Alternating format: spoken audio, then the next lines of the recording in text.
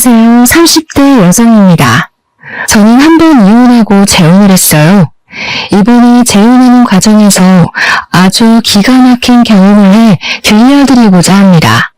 세상엔 참 다양하게 정신나간 사람들이 존재하는 것 같아요. 그런 사람들은 어떻게 그리 남의 인생 갉아먹는 걸 좋아하는지 모르겠어요. 낯짝들도 참 두껍네요. 그런 갑갑한 사람을 하나도 아니고 둘을 만났던 제 사연 한번 듣고 가세요. 제가 재혼을 하게 됐다고 했잖아요. 현재는 전과 다르게 너무 행복한 생활을 하고 있는데요. 현재 남편과 시댁 어른들을 만나 뵐 때마다 사람은 다 제 짝이 있다는 걸 느낍니다. 얼마 전 제가 잊고 있던 끔찍한 사람들을 또 만나게 되었는데 하필 결혼식장이었어요. 결혼식장은 제가 생각했던 것보다 훨씬 더 정신없고 신경 써야 할 곳이 많더라고요. 그런 상황에서도 결코 마주치고 싶지 않은 사람들을 만났었는데요. 신부 대기실에 앉아있는데 전 남편과 전 시모가 찾아온 겁니다. 대체 그 사람들이 뭐하러 이곳에 왔는지, 그들을 발견하자마자 그렇잖아도 정신없는 상황에 더 머릿속이 복잡해졌어요. 오히려 그들을 발견한 뒤로 다른 하객들을 반겨줄 수가 없었습니다. 그 두 사람이 저를 축하하러 왔을 리 없다고 생각했는데 몰골도 진짜 그럴 만한 몰골이 아니더라고요. 일부러 저를 만나러 온 게 아니고서야 우연으로 마주칠 일도 없는 상황이잖아요. 게다가 제가 그 사람들을 한참 신경 쓰고 있는 순간 시모랑 눈도 마주쳤습니다. 그때부터 시모가 제게 직진해서 찾아왔는데요. 누가 봐도 꼬락서니가 말이 아니니까 다른 하객들까지 당황해서 우리 사이를 힐끔거리기 시작했어요. 저도 괜히 제 결혼식보다 상대 배우자에게 피해가 갈까봐 순간적으로 예민해졌습니다. 제 앞으로 냉큼 다가온 전 시모를 차갑게 바라봤어요. 감히 우리 아들을 버리고 재혼을 해? 우리 집이 망한 게 다 누구 탓인데 사람 인생 망쳐놓고 너만 쏙 빠져나갈 줄 알았냐? 너도 오늘 이 자리에서 인생 바닥 한번 쳐봐라. 그때 시모가 제 머리채를 잡으려고 했습니다. 그러나 시모가 신부 대기실을 들어서기 전에 행색을 수상하게 여긴 사람들이 직원들에게 이 사실을 미리 말했었나 봐요. 그래서 직원들이 시모랑 전 남편을 주시하고 있었던 것 같아요. 시모가 제게 손을 대기 전에 다행히 직원들이 들이닥쳐서 시모를 말려주었습니다. 내가 왜 이렇게 망가졌는지 알면 당신들 나한테 이렇게 못해. 젊은 사람들이 상황을 똑바로 확인할 줄 알아야지. 당신들 엄마 일이라고 생각해봐. 당신들 엄마가 억울한 입장이라고 해도 이렇게 나올 거야? 시모가 몸부림을 치며 고함을 지르자 전 남편까지 시모를 뜯어말리기 시작했는데요. 아무래도 이 소란을 무시하기엔 무리였습니다. 남편까지 달려오고 말았어요. 이런 모습을 보이게 돼서 얼마나 창피했는지 모릅니다. 전 남편이랑 전 시모가 저 때문에 집안 망했다는 소리를 하면서 하소연을 했는데 그게 사실이었다면 제가 이렇게 사연을 쓰지도 않았겠죠. 까지 반성 못하고 저렇게 나대는 꼴이 뇌리에 너무 크게 남아있어서 소문을 해도 내고 싶네요. 불과 작년까지의 일이었습니다. 전 남편과 긴 결혼 생활을 한 건 아니었어요. 1년 좀 넘게 지내다가 못 참고 이혼을 하게 된 건데요. 이혼이 오직 하나의 이유만으로 결정짓는 사람들은 없을 겁니다. 저도 그 사람들한테 쌓인 게 많았는데 그게 터져서 이혼을 한 거거든요. 기억나는 대로 말씀드려보자면 신혼여행 때가 바로 생각나네요. 결혼식하고 신혼여행 다닐 때만 해도 별다른 문제는 없었어요. 근데 신혼여행 갔다가 귀국하는 길에 면세점에서 시모 선물로 화장품 산 게 화근의 시작이 되었습니다. 선물 사갔다가 욕 들어먹었어요. 물론 받는 사람의 입장도 생각해서 선물을 하는 게 맞겠죠. 제가 시모의 취향을 모르고 정말 엉뚱한 물건을 샀다면 저도 욕먹을 만했다고 이해할 수 있습니다. 그러나 제가 사간 건 일단 대중적인 제품이었고 그리 가볍지도 무겁지도 않은 금액대였어요. 그저 빈손으로 시댁을 방문하기 좀 그래서 여행 다녀오는 김에 선물을 샀던 겁니다. 그런데 제가 시모한테 처음 들은 말이 뭔 줄 아시나요? 화장품? 너는 왜 물어보지도 않고 쓸데없이 돈을 쓴 거니? 센스 있는 며느리들은 시모 체면 세워준다고 명품 하나 해준다던데. 돈 많이 번다고 해서 득 좀 보나 했더니 씀씀이가 가난하기 짝이 없구나. 저를 타박하시더라고요. 선물도 보는 사람 앞에서 뜯어보는 것까진 괜찮지만 그 선물을 대하는 표정이랑 태도가 너무 꿀사나웠어요. 그날 처음으로 시모의 욕망 그득한 모습을 보았던 거예요. 그걸 보고 아차 싶었지만 저는 이미 신혼여행을 다녀온 새댁의 처지였습니다. 아무리 선물이 마음에 안 들어도 사온 사람 생각해서 제 앞에선 조심해줘야 하는 거 아닌가요? 나이 많다고 어린 사람 앞에서 예의 안 차리는 건 옛날 방식 아닙니까? 그 와중에 남편은 눈치 없이 자기 엄마 기분 상할 것만 생각하더라고요. 너무 뭐라 하지 마. 그래도 엄마한테 잘 보이고 싶어서 신중하게 고른 건데. 다음에 명품백이라도 사주겠지. 엄마 말대로 며느리가 진짜 돈 잘 벌잖아. 제가 평범한 회사원이지만 연차가 높아서 연봉도 좀 높습니다. 공무원 아니고 사기업에서 근무하고 있었어요. 남편이랑 당연히 서로 연봉 밝히고 결혼했습니다. 제 연봉 때문에 시모가 결혼 인사하던 제게 그렇게 잘해줬던 걸로 기억해요. 제가 자기한테 돈을 많이 쓸 거라고 생각했나 봐요. 아무튼 전 그날 이후로 시모한테 감정이 꽤 상해버렸습니다. 그렇게 무례하고 이중적인 사람은 처음 봤거든요. 남편한테 시모 행동에 대해 얘기를 해도 남편은 전혀 심각하게 받아들이지 않았어요.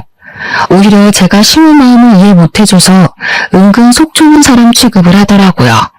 처음이니까 남편의 말에 어쩔 수 없이 납득을 해줬습니다. 하지만 그 납득도 얼마 못 가 빠르게 걷어졌는데요. 도무지 제가 이해할 수 없는 일이 일어난 겁니다. 시댁에는 시모가 한 명 있는데요. 시모가 신혼여행 다녀와서 식구들 선물로 초콜릿을 사왔거든요. 근데 자기 딸내미라 그런지 초콜릿 하나에도 엄청 감동을 하면서 기특하게 여겨주더라고요. 그렇다고 제가 무슨 말을 한 건 아니었습니다. 그저 초콜릿을 받아서 바로 가방에 넣었을 뿐이었어요. 그런데 그걸 서운하다고 하면서 시모가 은근 저를 흘겨보더라고요. 너 지금 우리 애가 초콜릿 사왔다고 무시하는 거냐? 쓰지도 못할 화장품 사와서 처박아둘 바엔 언제든지 먹을 수나 있는 초콜릿이 낫지. 그게 뭐 불만이라고 뜯어보지도 않고 가방에 쑤셔넣어. 초콜릿인 거 이미 다 알고 있는데 굳이 뭐하러 여러 개를 뜯어요. 남편이 뜯어놓은 거 한 입 먹으면 되는 걸. 그리고 제가 드린 선물이 마음에 안 드시는 거 알겠는데 대체 언제까지 언급하실 거예요? 어머님이야말로 저 무시하는 거 아니세요? 어머머, 얘 말하는 꼬락서니 봐라. 뭐라고? 시간 지나면 눈치 좀 생길 줄 알았더니 완전 막 나가네. 며느리는 시댁 사람 비위 잘 맞춰야 되는 거 모르니? 네, 맞아요. 제가 눈치가 없어요. 초콜릿 좋아하시는 거 미리 알았으면 초콜릿으로 사올 걸 그랬네요. 걱정 마세요. 어머님 생신 때 브랜드 있는 명품 초콜릿으로 선물 드릴게요. 이러면 비위 좀 맞추는 격이죠? 시모는 자기 딸한테 받은 초콜릿 때문에 제게 더 심한 욕을 하지도 못했습니다. 초콜릿을 들고서 저를 향해 눈을 부릅뜨고 있는데 보기만 해도 속이 시끄러워 보이더군요. 그 난리가 있고 한 달 뒤가 시모 생신이었는데 저는 정말 시모가 산 초콜릿보다 더 고가 제품을 구매해 선물로 드렸어요. 그때 전 시모가 없었을 때라서 시모가 솔직하게 자기 감정을 표출하더라고요. 제가 사준 초콜릿을 제게 던져버리며 자리에서 벌떡 일어나셨어요. 네가 사람을 아주 제대로 놀리는구나. 나한테 복수라도 하는 거냐? 어디서 이딴 게 굴러들어온 거야? 돈도 있는 사람이 더 한다더니 그래봤자 재벌도 아니면서 어지간히 몸살인다. 어머님께서 초콜릿에 미쳐있는 줄 알았는데 그건 또 아니라니까 당황스럽네요. 어머님이야말로 재벌 사모도 아니면서 바라는 게 참 과분하신 거 아니에요? 사람은 분수에 맞게 살아야지 배보다 배꼽이 큰 걸 바라면 망하는 법이에요. 생신은 축하드리는데 앞으로 어머님 태도가 이런 식이면 내년 선물도 초콜릿일 거예요. 시모는 결국 제 당돌함에 참지 못하고 뺨을 날렸습니다. 자기 생일을 망쳐놨다면서 저보고 꺼지라고 했어요. 본의 아니게 시모의 생신에 최악의 기억을 선물해 드린 셈이었습니다. 거기서 저는 시키는 대로 시모한테 인사하고 나왔는데 남편은 저를 따라 나오지 않았어요.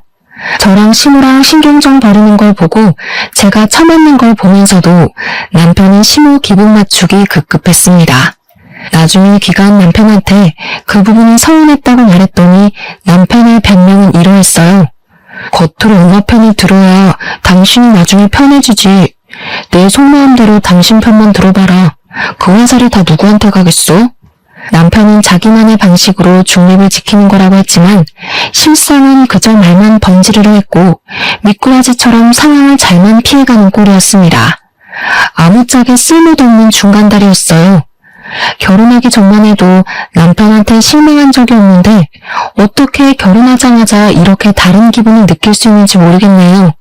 이제 겨우 갈등의 시작이었는데 그 이후로는 제가 얼마나 시달리고 살았겠습니까? 일단 남편이 갈등을 싫어했기 때문에 제게도 딱히 시비를 걸던 때는 아니었어요. 오히려 다툼 안 나도록 이쪽 저쪽 비위를 맞춰주던 시기였죠. 그래서 저도 남편한테 딱히 화를 많이 냈던 건 아니었습니다. 차라리 그런 박쥐 같은 모습만 보였다면 제가 어떻게 참아보려 했을지도 몰라요.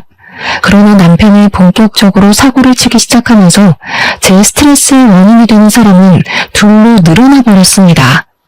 남편이 저와 한마디 의문도 없이 직장 동료와 다툼으로 회사를 때려치운 겁니다. 성질머리를 참지 못해서 욱했던 거예요. 그러면서 뒤이어 하는 말은 아주 철부지가 따로 없었는데요. 나 사업하려고 도무지 나랑 안 맞는 사람들이랑 일하는 거 신경질 나서 못하겠어. 나도 나이 먹을 만큼 먹었는데 언제까지 남 눈치 보면서 참고 살아야 돼? 당신이 나 좀 도와줘. 장인어른이 아파트 당신 명의로 해줬잖아. 그거 담보 잡아서 대출 좀 받자. 내가 사업 대박 터뜨려서 당신 호강시켜줄게. 정신 나갔어? 당신은 사업에 대해서 뭘 안다고 사업을 해. 그러다 더 큰일 나면 어쩌라고. 빚더미 앉은 집안 중에 사업한 사람이 대다수야. 사업이란 게 자기 혼자만의 문제가 아니잖아요. 가정이 있는 사람이 마치 잃을 거 없는 것처럼 무모한 도전을 하려고 하길래 기가 막혔습니다. 직장 동료랑 싸워서 홧김에 사표 낸 것이 잘한 일인가요?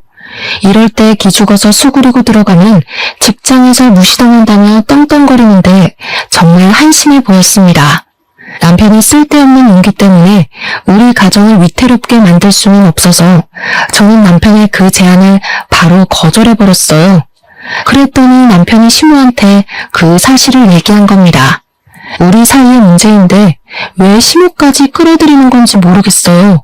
덕분에 이건 더 이상 부부의 문제가 아니라 집안의 문제로 커져버렸습니다. 시모가 우리 집을 찾아와서 남편이 했던 사업 얘기를 하기 시작했는데요. 저한테 돈이라도 맡겨놓은 줄 알았어요. 제 명의의 건물인데 시모가 당당하게 자기들 재산처럼 언급하더라고요. 우리 아들이 원하는 대로 다 해주는 게 좋을 텐데 네가 사업에 대해서 뭘 아니? 어차피 우리 아들 잘 되면 너한테도 좋은 거 아니야?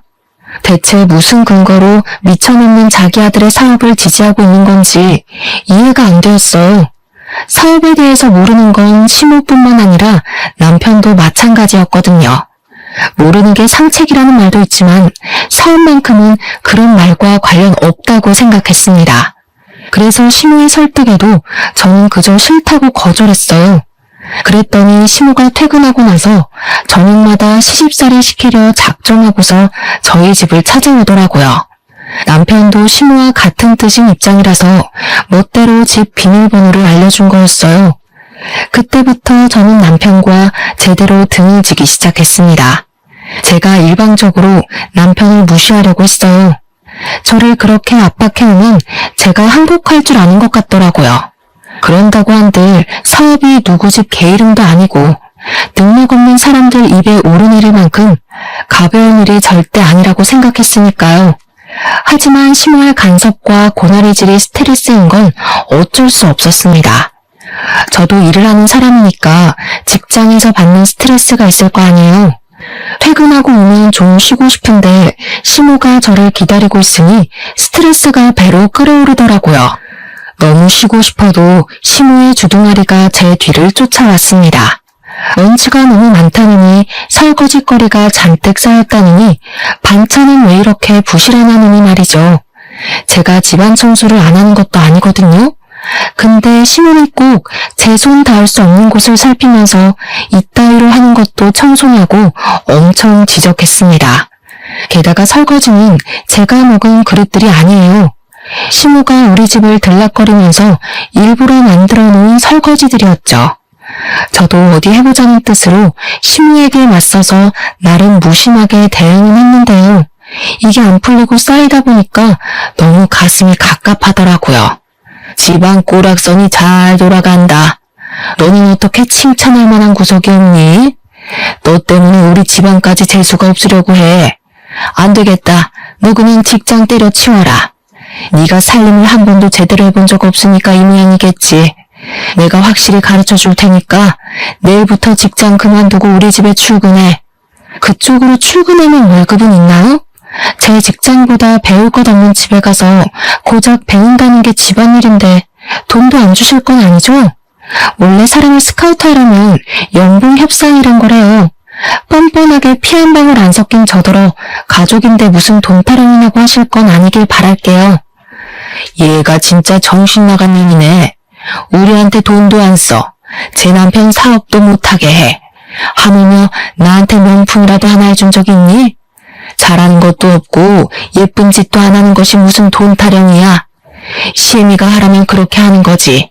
제가 앞으로 어머님을 어머님으로 안 모시겠다고 하면 그만 아닌가요? 저 어머님한테 예쁜 짓 할 생각 없고 비위도 안 맞추고 싶어요. 어머님한테 며느리로 인정받고 싶지도 않고요. 그러니까 앞으로 저한테 아무것도 기대하지 마세요. 사서 실망하기 싫으시면. 제 말에 시모가 또 눈을 부릅떠 보였는데 그걸 무시하고 방으로 들어갔습니다. 안 그래도 시모가 가만히 있질 않고 따라오려고 하더라고요. 문 잠그고 쉬었어요. 안방에도 화장실이 있으니까 그곳에서 한참 씻고 나왔습니다. 방 밖에 조용한 것 같길래 문 열고 나가보니까 남편밖에 없더라고요. 제가 방에서 나오자 잠깐 외출했던 남편이 표정 굳은 채로 제게 다가왔어요. 나를 그렇게 못 믿을 거면 나랑 결혼 왜 했어? 우리가 남도 아니고 내가 무조건 성공시켜줄 수 있다니까. 왜 안 믿어줘? 나는 당신이 내조 못해도 아무 말 안 했고 우리 엄마한테 예의 없게 굴어도 최대한 참았어. 너는 네가 하고 싶은 대로 살아야 되고 나는 그러면 안 되냐? 와, 피해자인 척 잘한다. 네 말에 억울함은커녕 이기적인 내용밖에 없는데 어쩜 그렇게 손해보고 있는 얼굴을 할 수가 있어? 당신이 이렇게 연기 잘하는 사람인 줄 몰랐네. 어머님한테 들었는지 모르겠는데 나 진짜 마지막으로 경고하는 거야. 난 사업 절대 반대야. 제가 매번 똑같이 경고를 했더니 남편은 그렇게 저한테 항복하는 듯 했습니다. 더 이상 안 따졌거든요. 신혼집 비밀번호도 바꾸었어요.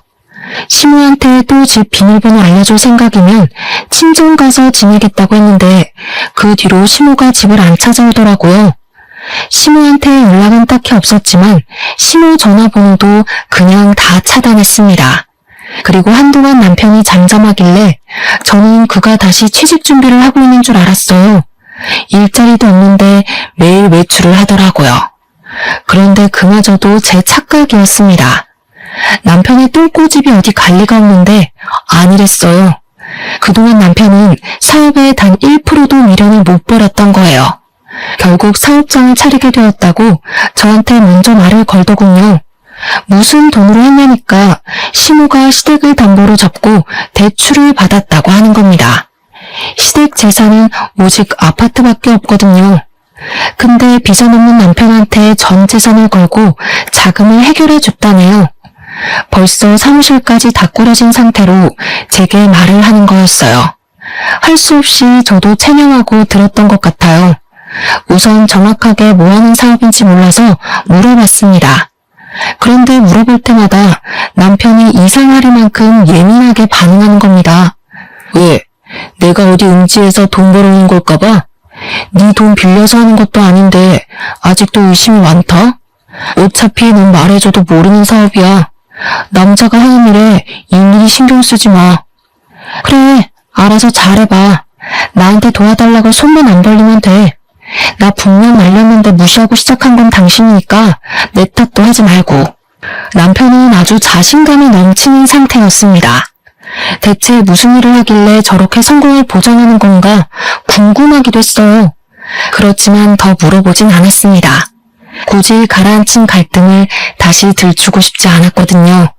그렇게 불안감만 안고서 시간을 보냈는데요. 의외로 남편 사업이 정말 잘 되는 건지 돈을 꽤나 버는 것 같더라고요. 사업 시작한 지 2달 만에 생활비만 무려 월 300만 원씩 턱턱 갖다 주는 게 아니겠어요? 이렇게 큰 돈은 어디서 났어? 정말 당신이 사업해서 벌어온 돈이야? 그렇다니까. 이제야 남편 능력 좀 믿겠냐? 앞으로 더 승승장구할 날만 남았으니까 벌써부터 놀라지 마. 오리빚 다 갚고 나면 당신 일 그만두고 집에서 쉬어도 돼. 솔직히 남편을 많이 아팠는데 좀 충격이었어요. 정말 사업이 더 잘 맞는 사람이었나 싶었고 그동안 사업을 말렸던 제가 잘못 판단했던 거라 생각하기까지 했어요.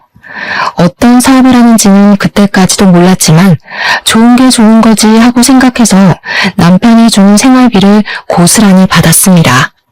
마치 부자가 된 것처럼 행복하게 사치를 부렸고 먹고 싶은 거 다 먹어가며 펑펑 썼죠. 남편 일이 잘 풀리자 시모의 관계도 저절로 회복이 되었는데요. 시모는 저에게 남은 앙심이 큰지 마치 재벌 사모라도 된 것처럼 저한테 자부심을 부리기 시작했어요. 그게 저의 심기를 불편하게 만들었고 자기 아들 믿고 제게 함부로 하기만 하는 시모한테 점점 질려갔습니다.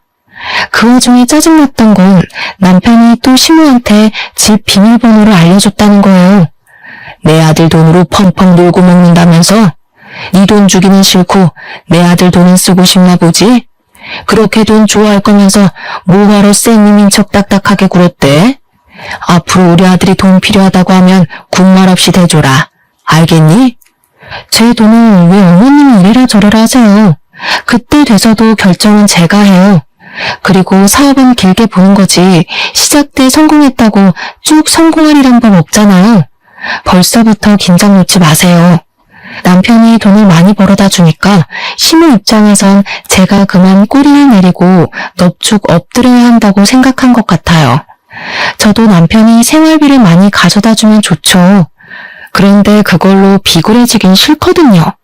그래서 저만의 소신을 끝까지 굽히지 않았던 건데 시모가 그게 마음에 안 들었나 봐요. 아들이 자기의 유일한 방패막인지 제 행동을 과장해서 남편한테 고스란히 말하더군요. 남편 역시 제 편은 아니었어요. 남편도 돈 때문에 제가 굽히고 들어오길 바랬습니다. 자기 돈 많은 걸 자꾸 내세우면서 허세를 엄청 부렸고요. 자기 엄마 무시하냐고 엄청 많이 발끈했어요. 두 사람의 갑질이 기분 나빴지만 그래도 남편이 생활비를 많이 주니까 그냥 참았어요. 그렇게 날을 보내던 어느 날이었어요. 갑자기 남편과 싸웠다던 그 직장 동료가 제게 따로 연락을 해온 겁니다. 너무 느닷없는 발신자라서 아무 생각 없이 받았는데요. 그 동료 직원한테서 놀라운 사실을 들었어요. 남편이 회사에서 잘 내게 된 이유를 설명해 주더라고요.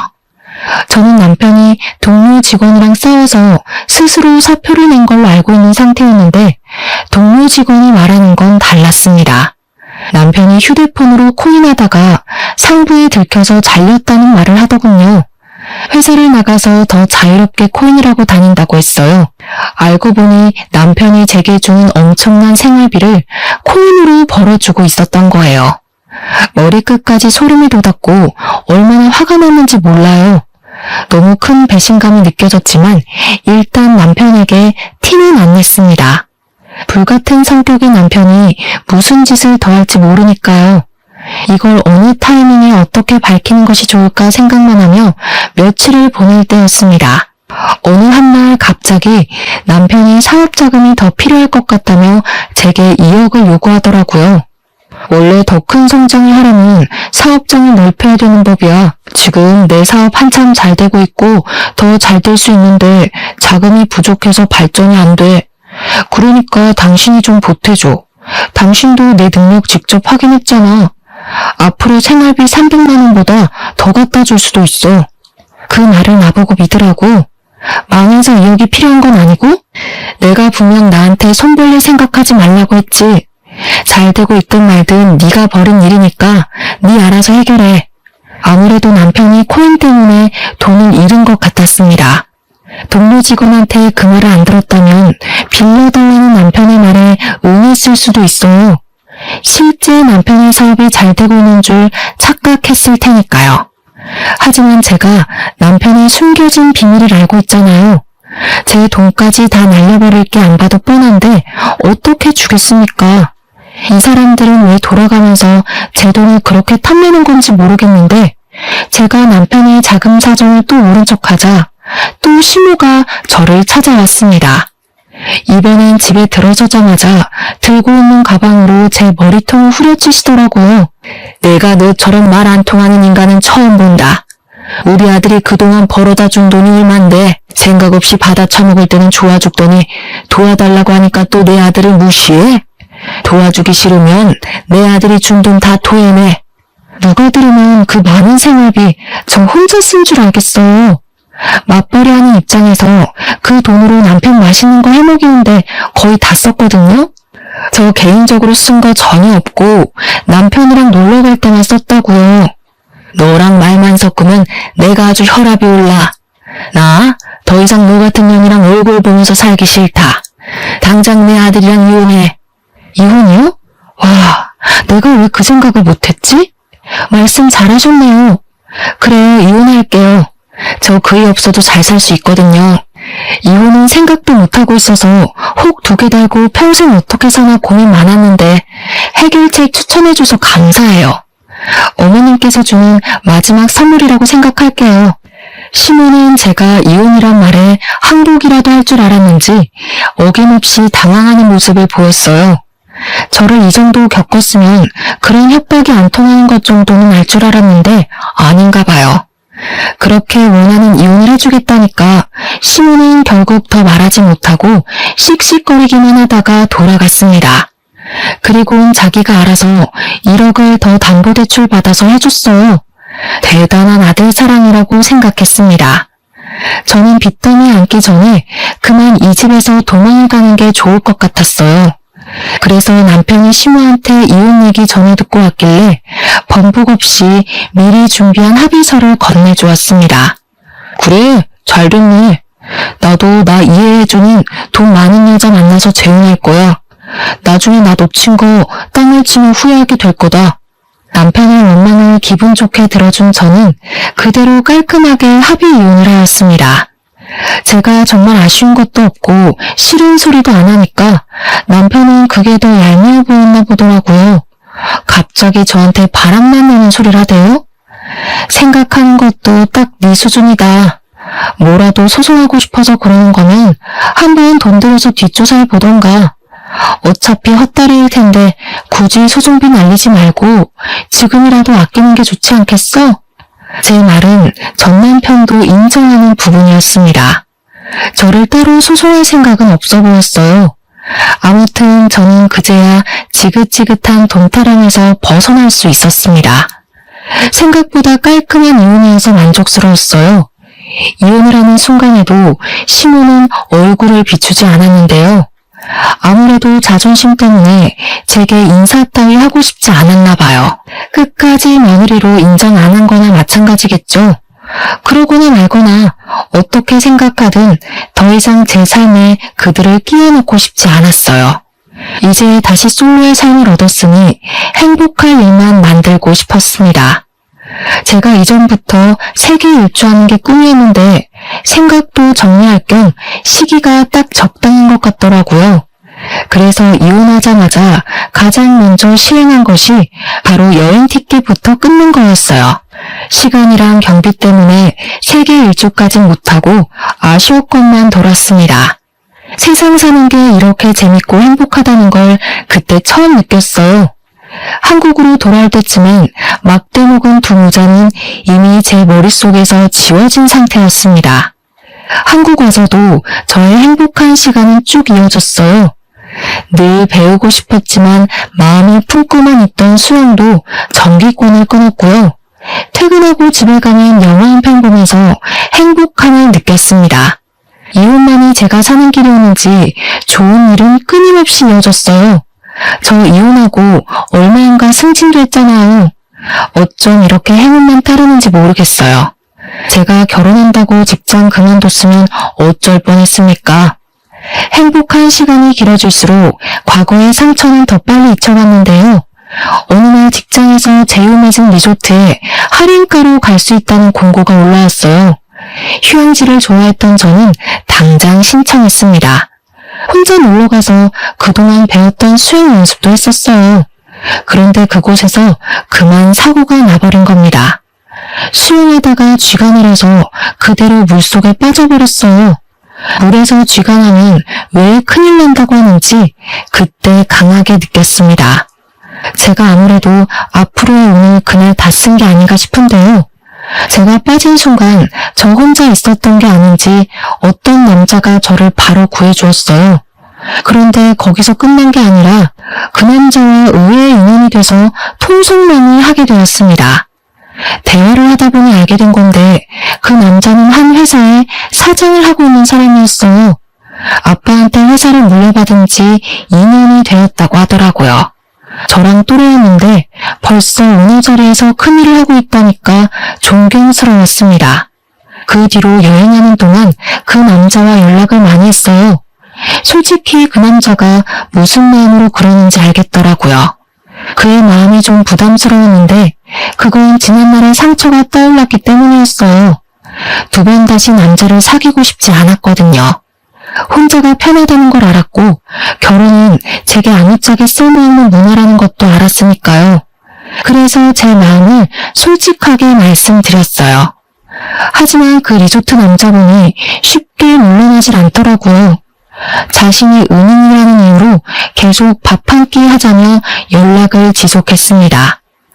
원래 은인이랑은 평생 가야 하는 거라는 농담까지 하면서요.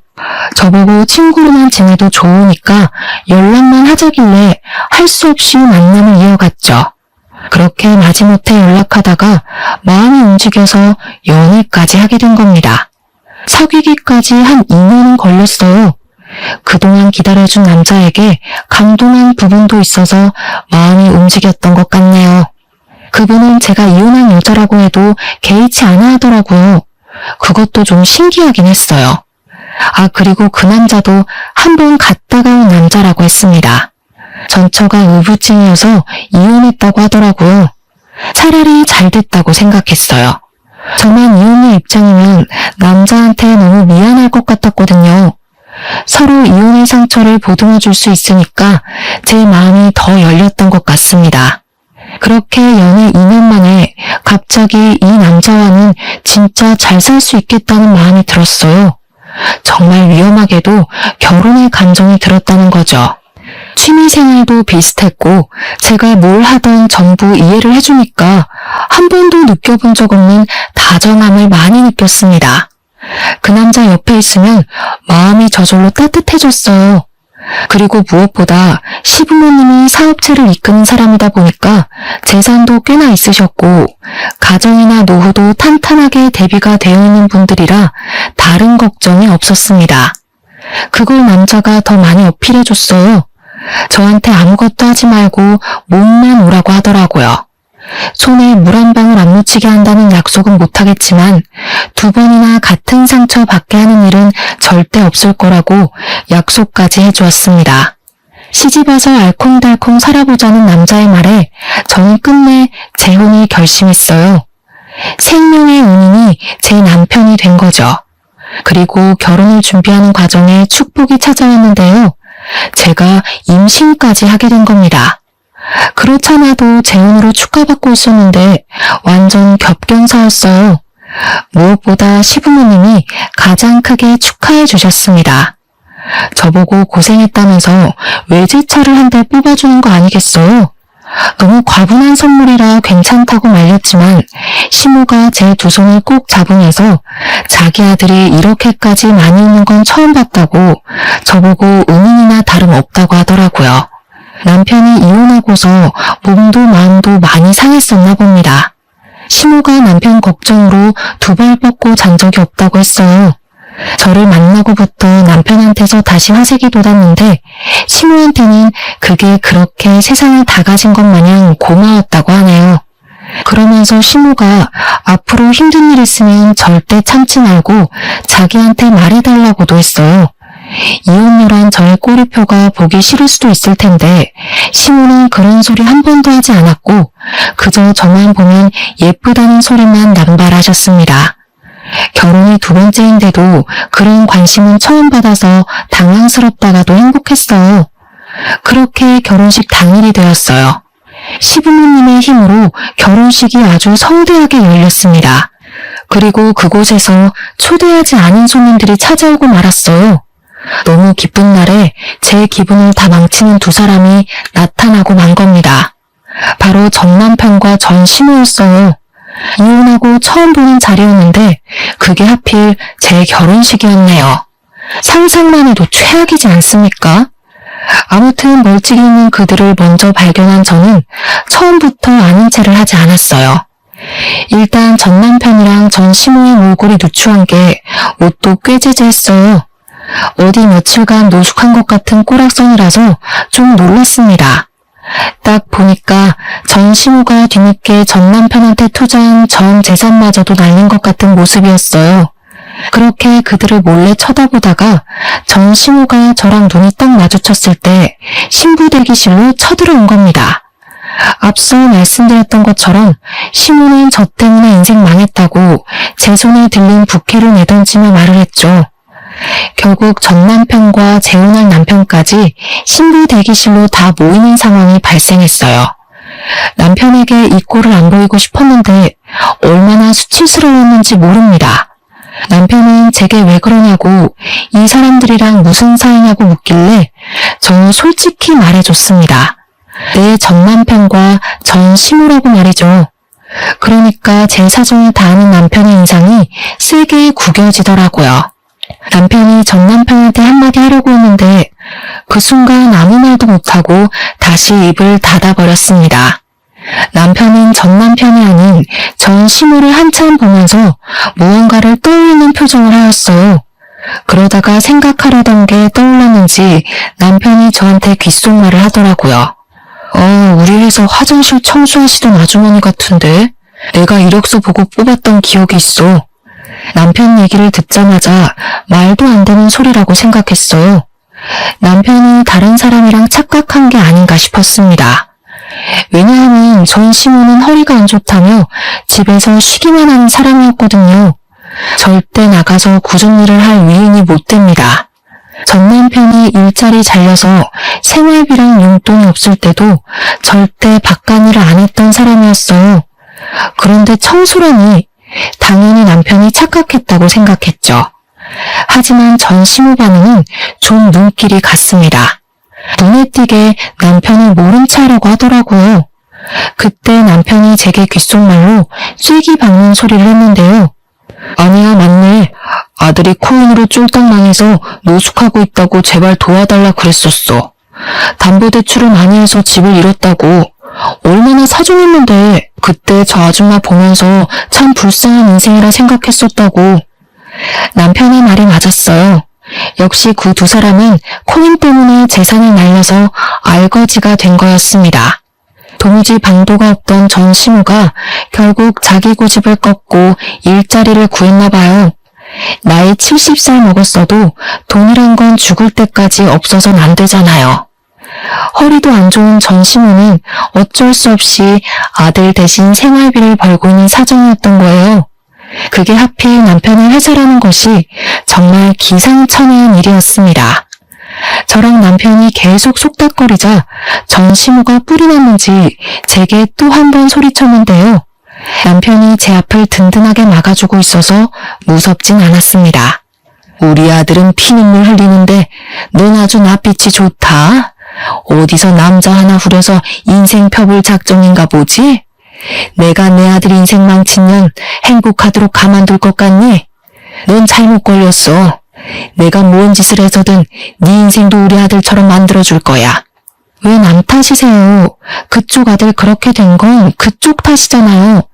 그쪽이 돈에 미쳐가지고 되지도 않은 사업하겠다는 아들한테 투자만 안 했어도 노숙 신세는 안 됐을 거 아닌가요? 그래, 말 잘했다. 너 우리 아들 코인인가 뭔가 하는 거 알았던 거지? 그래서 우리한테 복수하려고 몰래 쏙 빠져나갔냐? 미리 알았으면 뜯어말릴 생각을 해야지 어떻게 홀라당 집까지 팔아먹게 만들 수가 있어? 부부였으면 그 정도 책임은 같이 져야 되는 거 아니니? 잘 되면 내 탓, 안 되면 남 탓하는 건 여전하시네요. 그래서 제가 하지 말라고 말렸던 거 기억 안 나세요? 그때도 사람 하나 잡아먹을 것처럼 돈 달라고 소리 지르더니 된통 당해보니까 대체 왜 그랬을까 싶어요? 저 복수한 거 맞아요.